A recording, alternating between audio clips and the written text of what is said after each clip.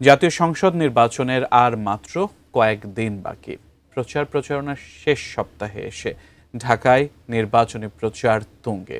উত্তর থেকে দক্ষিণ, রাজপথ, অলিগলি, ঘরে ঘরে ছুটছেন প্রার্থীরা। উন্নয়ন, কর্মসংস্থান আর নাগরিক সেবার প্রতিশ্রুতির ফুলঝুরি তাদের কণ্ঠে। বিস্তারিত জানাচ্ছেন সহকর্মী শেখর আজাদ।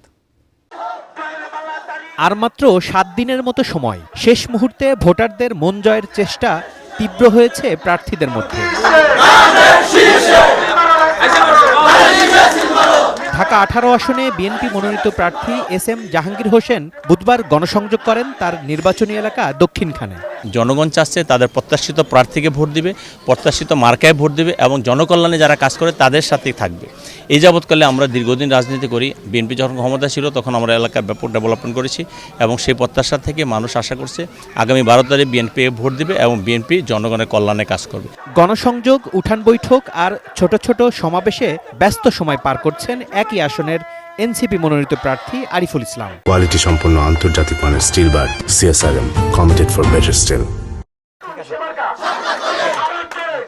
এখানে গুরুত্ব পাচ্ছে যানজট, জলাবদ্ধতা আর বাসযোগ্য শহরের প্রশ্ন। ঢাকা 18 আসন বললে আপনাদের সামনে উত্তরা মডেল টাউন ভেসে ওঠে, কিন্তু আসলে ঢাকা 18 উত্তরা মডেল না। আপনি ওই যে হেঁটে আসছেন, পুরা রাস্তা খানাখন্দ জরাজীর্ণ।